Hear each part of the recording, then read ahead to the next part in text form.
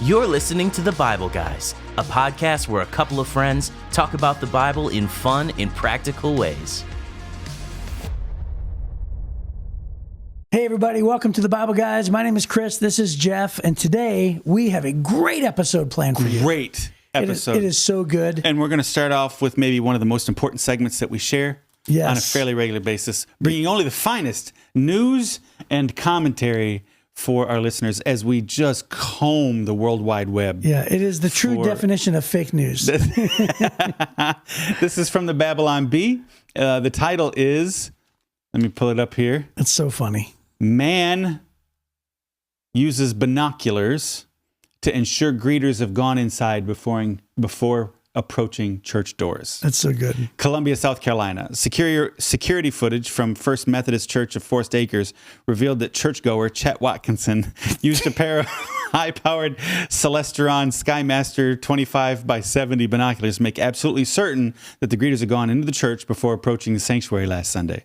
According to 3 minutes of grainy images, Watkinson arrived strategically close to the beginning of the service, surreptitiously parked his car at the end of a remote row in the church parking lot, and then peered towards the church doors through a comically large pair of binoculars until he was positive that most of the greeters had gone inside.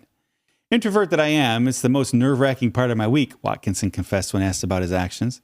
I mean, I love Todd and James, but they're just so friendly every week.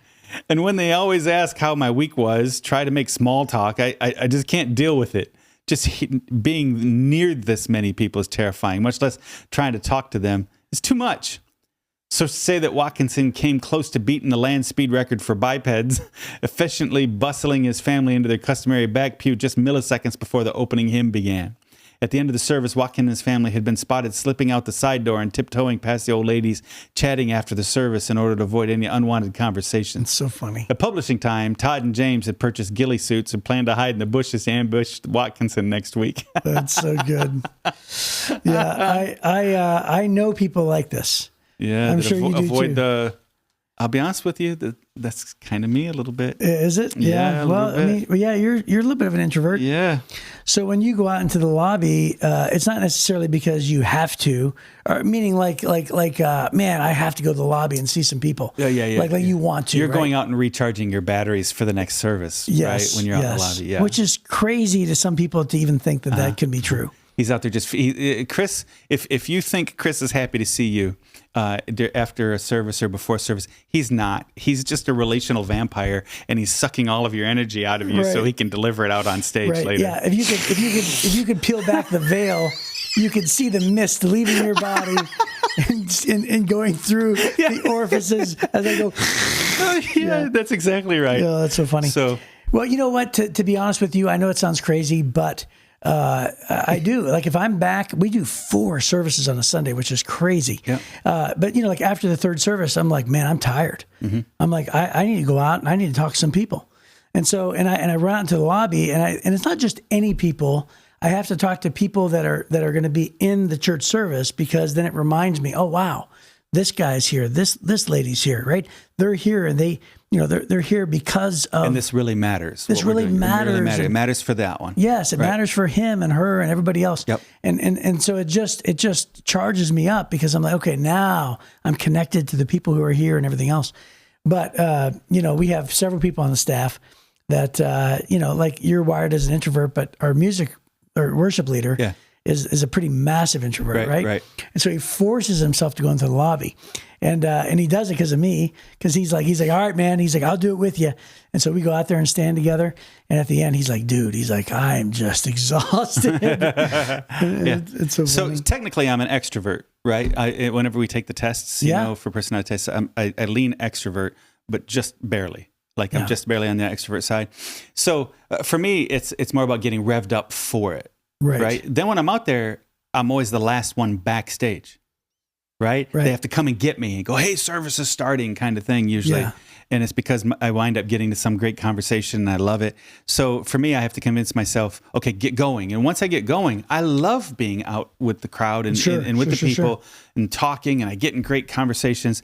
It's the getting myself revved up to get out there. Whereas for you, you're like, oh, good, everything else is done. I'm running out in the lobby. And it's just a different, Yeah. So And by the way, there's like my wife, she actually tests introvert. No, is it? Yeah, she tests introvert, but she's a very high functioning extrovert. So you would never know she's an introvert. High functioning introvert. No, she's a high. Oh, is that technically the way to say it? Mm-hmm. Well, she functions well as an extrovert. Yeah. So she actually, like at a party, you would never know she's an introvert, but like she just runs with the best of them, and you're like, wow, she has to be an extrovert. And then when everything's said and done, I'm like, wasn't that great? And she's like, I want to collapse. I want to go upstairs and be by myself for an hour. Yeah. And I'm like, oh, okay. There's the difference, right? Mm-hmm, mm-hmm. So yeah, it's pretty funny. It feeds you and it drains her. Yeah, that's correct. Yeah. Well, that's what I was saying. That vampire. You're you're energy vampire. You're just sucking all the energy from everybody else. So. Yes. And let's not even get started about the typical greeters. Next level. Because we could have gone there. Well, I was thinking about it, and I thought I don't want to take next level extroverts, man. That's right. We don't want to go there. They're just flitting around. They're like butterflies, just flitting around. Yep. It's great. Hey, we need them. Otherwise, right? Well, how often do people send us notes? Go, I can't believe how friendly everybody was. Oh my goodness! Right? It's one of the first things people say. Yeah, and it's because people are using their gifts, how they're wired, to make sure everybody else feels comfortable. So yeah. Anyways, here we are. We've gone through a lot of things. They've been walking through the desert. They've been struggling through being mad at Moses about half the time. There was an insurrection at one point. Korah was gonna try to pull off a coup, right? And the ground opens up and swallows everybody that's going to try to pull off this coup against Moses, all these things. But then finally we come to a very pivotal moment. And in Numbers chapter 20, verse 1, it says, in the first month of the year, the whole community of Israel arrived in the wilderness of Zin and camped at Kadesh. While they were there, Miriam died and was buried. Miriam is Moses' and Aaron's sister. Right. There was no water for the people to drink at that place, so they rebelled against Moses and Aaron. The people blamed Moses and said, if only we had died in the Lord's presence with our brothers. Why have you brought the congregation of the Lord's people in this wilderness to die along with all our livestock? Why did you make us leave Egypt and bring us here to this terrible place? This land has no grain, no figs, no grapes, no pomegranates, no water to drink. Moses and Aaron turned away from the people and went to the entrance of the tabernacle, where they fell down on the ground. Then the glorious presence of the Lord appeared to them, and the Lord said to Moses, you and Aaron must take the staff and assemble the entire community. As the people watch, speak to the rock over there, and it will pour out its water, and you will provide enough water from the rock to satisfy the whole community and their livestock. So Moses did as he was told. He took the staff from the place where it was kept before the Lord, and then he and Aaron summoned the people to come and gather at the rock. Listen, you rebels, he shouted. Must we bring you water from this rock? And then Moses raised his hand and struck the rock twice with the staff. Water gushed out, so the entire community and their livestock drank their fill. But the Lord said to Moses and Aaron, because you did not trust me enough to demonstrate my holiness to the people, you will not lead them into the land I'm giving them. This place was known as the waters of Meribah, which means arguing, because there the people of Israel argued against the Lord, and he demonstrated his holiness among them. So this is a second story that's similar to a first story earlier that we didn't read, where the first time God says, go out to the rock in the wilderness where they're running, and he says, strike it.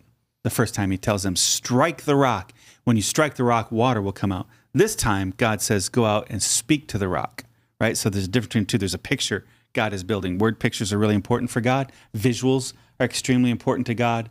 And Moses messes that up, and it winds up costing him. But anyways. Yeah. And so, yeah, that's right. The first time he does ask him to strike the rock, this time to speak to it. And, the funny thing about Moses and Aaron is that think about the intricacies of God's requests. Every detail matters to God, and he lays out. I mean, think about, remember back in the podcast when we were talking about building the tabernacle? Remember the detail of building the tabernacle? It was so unbelievably precise. Right. And everything mattered to God.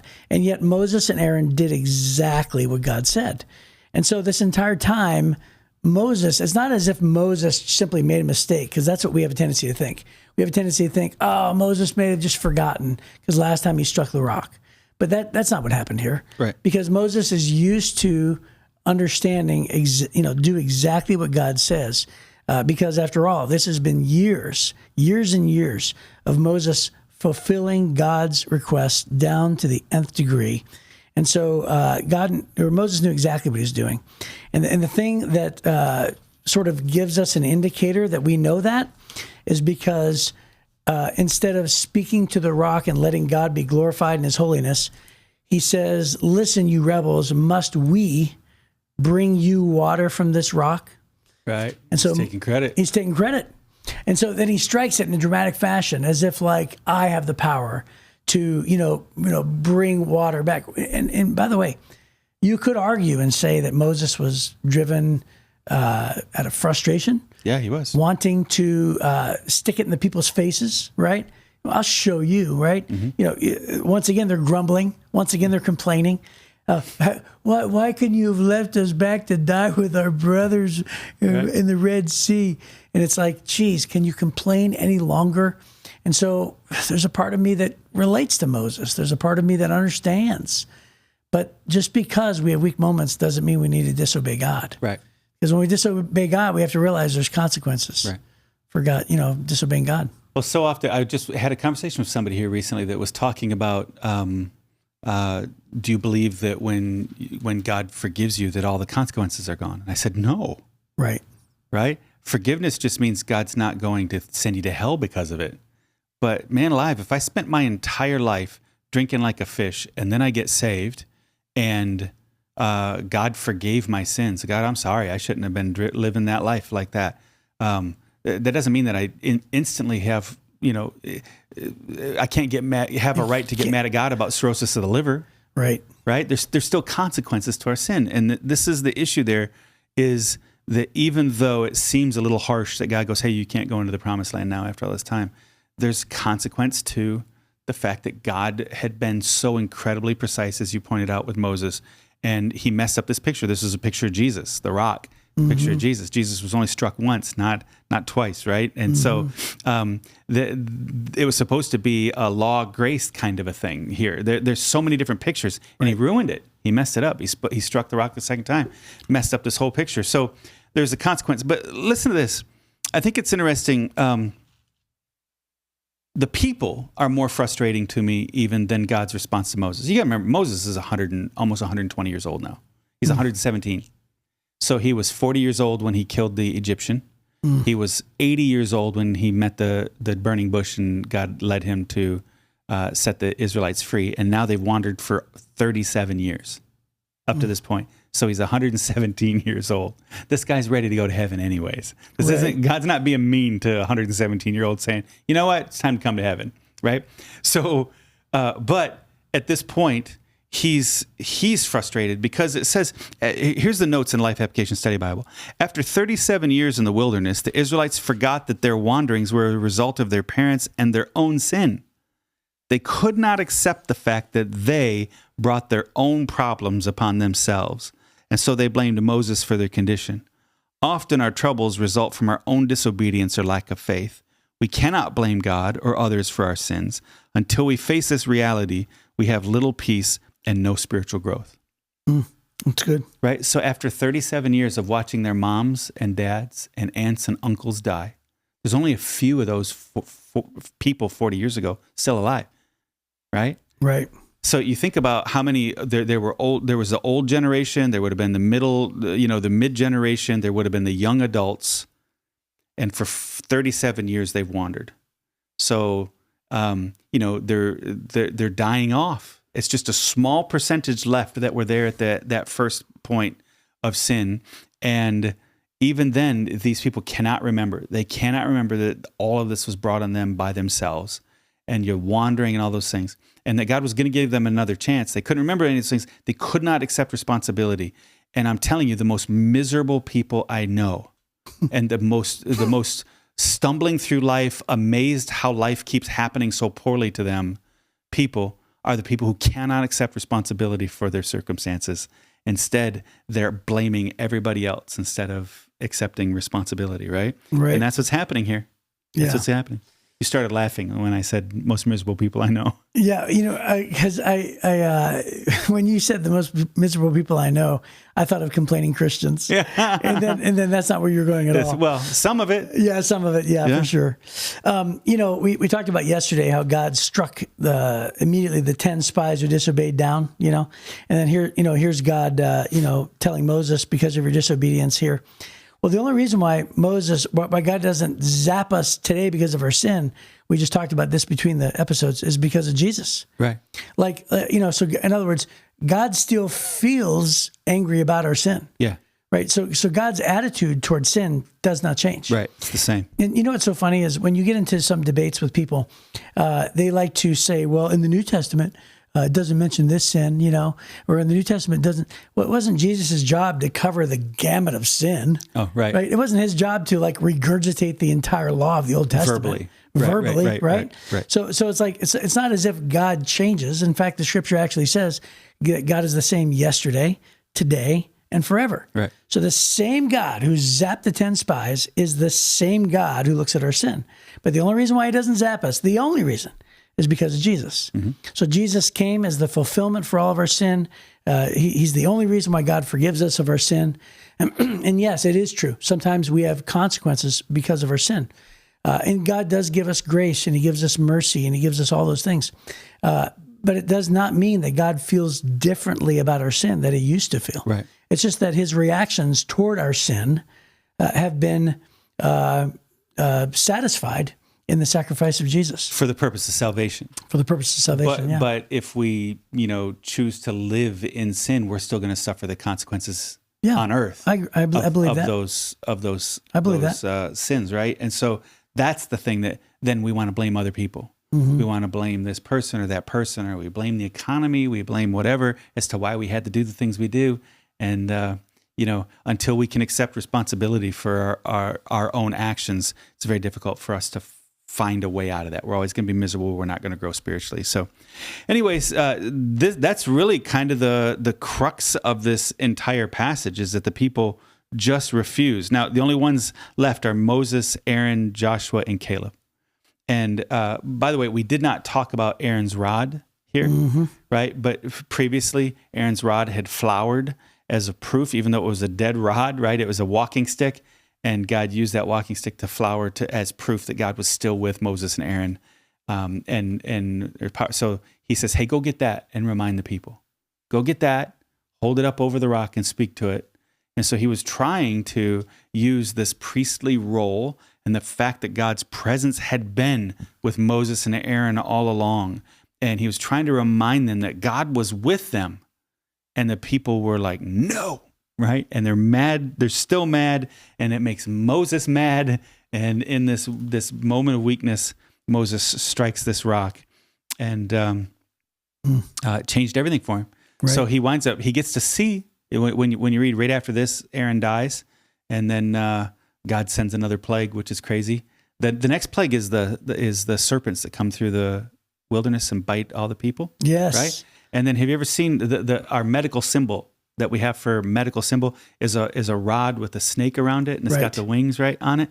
God had told Moses, design this symbol as a symbol of healing, right? Later on, that comes up in John chapter 3, where Jesus says, as Moses lifted up the serpent in the wilderness, even so must the Son of Man. Are we not going to read that? We're not reading that. What? It doesn't come up, yeah. Are you kidding me? Yeah. How could we not read that? Numbers 22 is where we jump to next tomorrow. Which is a good one. I'm sad. Tomorrow's a good one, yeah. Yeah, all right. Well, and so that's why I wanted to just kind of highlight that or mention it, that these passages here, you're not required to only read what we've read. We're going to go ahead, and we should have said this earlier, give you carte blanche. You're allowed to read all the rest of the Bible if you want to. Nobody's going to stop you. That's right. Even the parts we didn't read, it's okay for you to read it. Right. And if you have a good life application, study a Bible, you can track along pretty well, get some good training on that. But that's good. Well, hey, that's just about our time. And that was a great passage. And so hopefully we will see you next time on The Bible Guys.